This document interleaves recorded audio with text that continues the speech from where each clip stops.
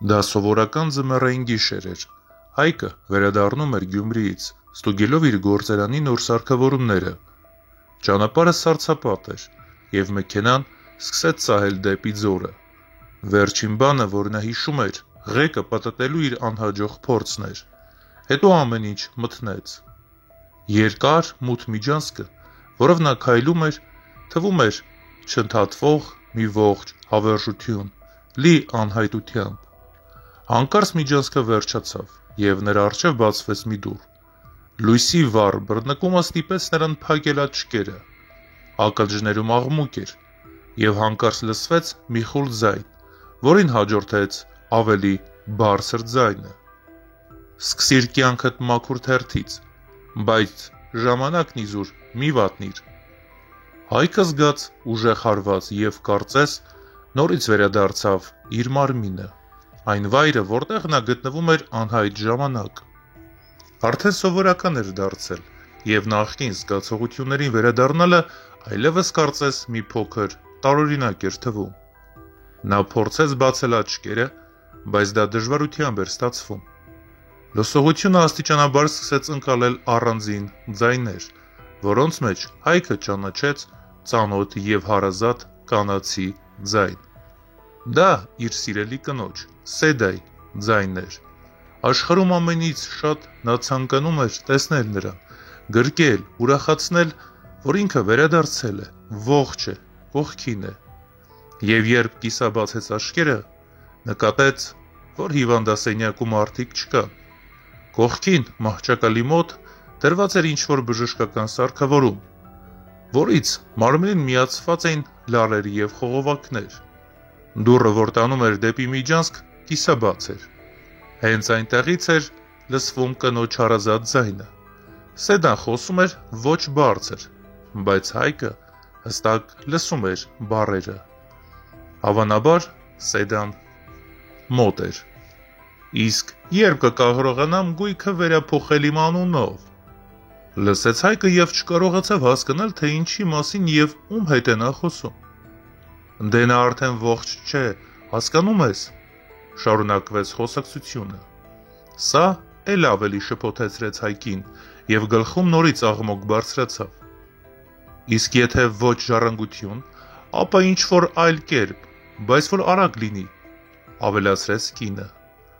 Հայկի գիտակցությունը աստիճանաբար սկսեց ընկալել, որ Սեդան խոսում էր իր, Հայկի և ամենայն հավանականությամբ նրա գույքը յուրացնելու մասին, ինչը աբսուրդ էր թվում այդ պահին։ Նա փորձեց կուլ տալ կոկորդում կանգնած կոշտուկը, բայց բերանը չորացել էր։ Ցանկանում էր գոնե մի կում ջուր խմել, բայց ցավոք ինքնուրույն վեր կենալ չէր կարողանում և խնդրել էլ չէր կարող։ «Իսկ երբ կգաս ինձ մոտ», ժպիտով հարցրեց Սեդան և շարունակեց. «Ես կարոտել եմ, սպասում եմ, վերջապես այլևս չեմ վախենա նրա վերադարձից»։ Այժմ Հայկը վստահ որոշեց, որ չի բացահայտի իր հրաշք թվացող վերադարձը։ Լսվեցին քայլեր միջանցքում, և Սեդայի ձայնը կանգնեցրեց դրանք։ «Բժշկուհի ջան, ասեք», արհեստական արցունքով հարցրեց նա, «դեռ որքան ժամանակ Հայկս պետք է տանջվի»։ «Հավատացեք լավագույնին»,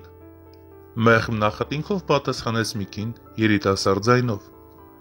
«Եվ խնդրում եմ, այստեղ մի կանգնեք, ձեզ կտեղեկացնեն ցանկացած փոփոխության մասին»։ «Շատ լավ, բայց խնդրում եմ, զանգեք ինձ անմիջապես, երբ լուր լինի», խնդրեց Սեդան և գլուխը կախ հեռացավ, շարունակելով խաղալ իր դերը։ Վայրկյաններ անց լսվեցին ծանոթ կրունկների ձայներ։ Կինը մտավ հիվանդասենյակ և սկսեց սեղմել կոճակները մահճակալի կողքին կանգնած սարքի վրա։ «Կենդանի թաղելու էր պատրաստ», ատամների արանքից մռթմռթաց նա, ակնարկելով Սեդային, որին արդեն հասցրել էր դիմակազերծել։ «Իսկ նա կվերցնի ու կապրի, ի հեճուկս, ծայրահեղ վիճակի»։ Հայկը փորձեց ինչ-որ բան ասել, բայց լեզուն կպել էր քիմքին։ Բառերի փոխարեն նա միայն տարօրինակ ձայն հանեց և կիսաբացեց աչքերը։ Կինը դարձավ դեպի նա և ժպիտը զարդարեց նրա դեմքը։ «Ահա թե ինչ էր պետք ապացուցել», ասաց նա և ինչ-որ տեղ գնաց։ Հետո վերադարձավ գործընկերների հետ, որոնք երկար զննում էին տղամարդուն։ Նրանք նորից այրուն վերցրին, սարքեր միացրին, ինչ-որ բան քննարկեցին։ Հետո բոլորը դուրս եկան։ Մնաց միայն երիտասարդ սանիտար աղջիկը, որը Հայկի շուրթերին խոնավ բամբակ դրեց։ Նա մի փոքր բացեց շուրթերը եւ սկսեց ագահորեն սեղմել բամբակը, որ խոնավությունը գոնե մի փոքր բերանը մտնի։ Խմել ձեզ դեռ չի կարելի ցավոք, հանգիստ ասաց աղջիկը։ Հիմա միայն այսպես, մի քիչ համբերեք, դուք անգամ բախտավոր եք։ Հսկայական ջանքերով նա կարողացավ բառեր արտաբերել։ Աղջիկը վազեց եւ շատ արագ վերադարձավ բժշկի հետ։ Կնոջս պետք չէ տեղյակ պահել։ Կրկին ամեն բառը ցավ ու անհարմարություն էր պատճառում։ Նա չպետք է իմանա, ավելացրեց նա։ Խնդրում եմ, ես կվճարեմ, խնդրում եմ, չասեք։ Լավ, չենք ասի, պատասխանեց բժշկուհին մեծ բավականությամբ։ Մի անհանգստացեք, ձեզ ավելի լավ է հիմա լռել, չենք ասի, մենք ձեզ հասկացանք։ Կանայք դուրս եկան, եւ Հայկը լսեց, թե ինչպես է բժշկուհին շշնջում սանիտարին։ Ես նման կանանց նույնիսկ հիվանդանոցի շեմին չէի թողնի։ Միայն երազում է լսել, որ այրիացել է, որ ամեն ինչ իրենը դառնա։ Ինչպես է հողը նմաններին կրում։ Ես օրերով կաղոթեի, որ նա ողջ մնա, իսկ սրանք։ Մի քանի ժամ անց բուժքույրը կաթիլային դրեց եւ բացատրեց, որ առայժմ սնունդը երակով կշարունակվի։ Սեդայի խոսքերը նյարդայնացնող կերպով վերադառնում էին, ինչպես կարող էր նա սիրավեպ սկսել մեկի հետ իր թիկունքում։ Հայկը ապրում էր ընտանիքի համար, ամեն ինչ անում էր, որ նրան լավ լինի, երբեք չէր սահմանափակել կնոջ ֆինանսական հարցերում, թույլ էր տվել ապրել այնպես, ինչպես նա կցանկանար։ Եվ հիմա, երբ վթարի էր ենթարկվել, նա ոչ միայն չէր տխրել, այլև ուրախացել էր եւ շտապել էր լուծել, թե ինչպես տիրանա նրա գույքին։ Այդ մտքից զզվանք էր առաջանում, ուզում էր գայլի պես ոռնալ։ Կգնար կասեր նրան, թե որքան է սխալվում, եւ ամուսնալուծությունից հետո նա մի կոպեկ անգամ չի ստանա։ Անցավ մի քանի օր եւ տղամարդը սկսեց իրեն ավելի լավ զգալ։ Հիվանդասենյակ մտավ բժշկուհին։ Ինչպես են ձեր գործերը, հարցրեց նա։ Բժշկուհին մեկ օր ընդմիջումով էր աշխատում եւ երկար էր մնում զրուցելով նրա հետ։ Շնորհակալություն, ձեր աղոթքներով, պատասխանեց Հայկը։ Հայկը նկատեց, որ բժշկուհին լուսեն կարմրեց եւ գլուխը կախեց։ Լավ է, լսեք, ես երկար չեմ կարող թաքցնել ձեր կնոջից, որ դուք գիտակցության եք եկել։ Վաղը ձեզ կտեղափոխեն ընդհանուր սենյակ։ Հասկանում եմ, դե ստիպված կլինեմ դեմ առ դեմ հանդիպել նրան, թեև դեռ պատրաստ չեմ վեճի։ Երբ աշկերս բացեցի, լսեցի, որ Հայկը լռեց, քանի որ կոկորդում սեղմող կոշտուկ առաջացավ։ Գիտեմ, ես էլ եմ լսել։ Չեմ հասկանում, ինչպես կարելի է այդպես վերաբերվել սիրելի մարդու հետ։ Ես էլ չեմ հասկանում, թեև դա այլևս նշանակություն չունի, կբաժանվեմ, հենց ոտքի կանգնեմ։ Հիվանդանոցից ոչ ոք չէր զանգել։ Սեդան արդեն անհամբեր սպասում էր լսել, որ ամեն ինչ ավարտված է, որ ինքը այժմ այրի է։ Նա կրկին եկավ հիվանդանոց եւ մոտեցավ վերակենդանացման բաժանմունքին։ Ինձ պետք է իմանալ, թե ինչպես է իրեն զգում Հայկը Գևորգյանը, ասաց նա։ Դեռ որքան ժամանակ նա պետք է տանջվի։ Նա փորձեց իրեն տառապողայրի ձևացնել։ Հայկի նայեց տարեց բուժքույրը։ Նա այլևս այստեղ չէ, այսօր։ Սեդան ուրախացավ զսպելով ժպիտը եւ ձևացնելով սքավորքին։ Նա շրջվեց եւ շտապեց դուրս։ Այսօր մեր բաժանմունքում ոչ ոք չի մահացել, ավելացրեց բուժքույրը, բայց Սեդան այլևս չլսեց նրա խոսքերը։ Հայկը կանգնած էր պատուհանի մոտ եւ նայում էր կնոջը, լայն ժպիտը դեմքին։ Նա ինչ-որ բան էր խոսում հեռախոսով։ Ներսում ամեն ինչ եռում էր։ Որոշելով, որ ժամանակն է նայել նրա աչքերին, Հայկը շտապեց բժշկի մոտ։ Ինձ պետք է տուն գնալ, հայտարարեց նա։ Հիվանդասենյակում նրա գործով զբաղվող բժիշկը խոժոռվեց։ Դուք լուրջ եք, ձեզ առավոտյան վերակենդանացումից տեղափոխել են, իսկ դուք արդեն փախչել եք ուզում։ Հասկանում եմ, բայց այդ չի կարող սպասել։ Ես այստեղ չեմ մնա, մինչև չավարտեմ այն։ Խոստանում եմ վերադառնալ, ինձ ավարտել։ Թողեք ստորագրան որտեղ պետք է։ Ես միևնույն է կփախչեմ, եթե չթողնեք։ Ստորագրելով անհրաժեշտ փաստաթղթերը, Հայկը տաքսի կանչեց եւ գնաց կնոջ հետևից։ Տուն մտնելով, նա տեսավ անծանոթ տղամարդու, որը միայն ներքնաշորով քայլում էր հյուրասենյակում։ Այս բուխարենկը հանենք ու դրա տեղը կդնենք հիանալի ձայնային համակարգ։ Ես մտքով ասում էր նա։ Չխանգարեցի, հյուրասենյակ մտավ Հայկը։ Սեդան ակնթարթորեն գունատվեց։ Նա ցնցված էր, կարծես սուրբական տեսած լիներ։ Հավանաբար այդպիսի միտք էր պտտվում նրա գլխում։ Հայկ, ինչպես է սա պատահել, սկսեց նա։ Լռիր, ատամների արանքից բղավեց մահացած համարվող ամուսին։ 5 րոպե ունեք, իրերը թավայքելու և հեռանալու համար։ Հակառակ դեպքում մարդիկ կգան և ձեզ դուրս կշպրտեն, եթե չշտապեք։ Հայկ, ես մտածում էի, որ դու չկաս, չգիտեի, ինչպես հաշտվանվշտի հետ։ Սկսեց կեղծ լաց լինել Սեդան։ Նա չէր ուզում կորցնել ամուսնության ընթացքում ձեռք բերված գումարը։ Եվ անմիջապես փոխարինը ուտարից, ծաղրեց Հայկը։ Դուրս արի Սեդան, և եթե համարձակվես ամուսնալուծությունից հետո ինչ-որ բան պահանջել, պարտքերով կմնաս։ Կարծ գլխում միջեցին Լուսեի խոսքերը։ Ես օրերով կամոթեի, որ նա ողջ մնա, իսկ սրանք Հայկը երախտամարդ է։ Ոչ ամեն բժիշկ է հավատում, որ իր հիվանդը կապակի և պայքարում է նրա դիմքի համար։ Եթե չլիներ Լուսեն, գուցե Սեդան նույնիսկ չարեց, որ իրեն օգնեին ավելի շուտ ազատվել խանջանքներից։ Այդ մտքից զզվանք առաջացավ։ Հենց այս կնոջ հետ էր Հայկը ցանկանում անցկացնել իր կյանքի մնացած օրերը և երազել այն օրվա մասին, երբ նա իրեն երեխա կպարգևի։ Սեդան հայհոյանքներ էր տեղում ամուսնու հասցեն, երբ անվտանգության աշխատակիցները նրան և սիրականին դուրս էին բերում բակի դարպասներից։ Բայց նրա խոսքերն այլևս չէին հուզում Հայկին։ Սերը ջնջվել էր, կարծես ձեռքով սրբված լիներ։ Հարկավոր էր միայն իմանալ, թե որքան ստոր ստախոս էր նրա սիրելին։ Հայկը կանչեց մասնագետներ, որոնք մի քանի ժամում փոխեցին տան բոլոր փականները։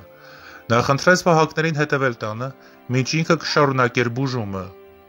Հիվանդանոց վերադառնալով, ինչպես խոստացել էր, Հայկը փորձեց չմտածել այն մասին, որ ընդամենը մեկ դժբախտ պատահար լիովին շրջեց նրա կյանքը մի քանի շաբաթում։ Մինչ Հայկը պառկած էր հիվանդանոցում, Լուսեն մի քանի անգամ այցելեց նրան և հետաքրքրվեց նրա առողջությամբ։ Նրանք խոսում էին ամեն ինչից և ոչնչից միաժամանակ, և դա օգնում էր ազատվել վատ մտքերից։ Հիվանդանոցից դուրս գրվելուց հետո Հայկը սկսեց ամուսնալուծության գործընթացը, ինչպես և սպասվում էր,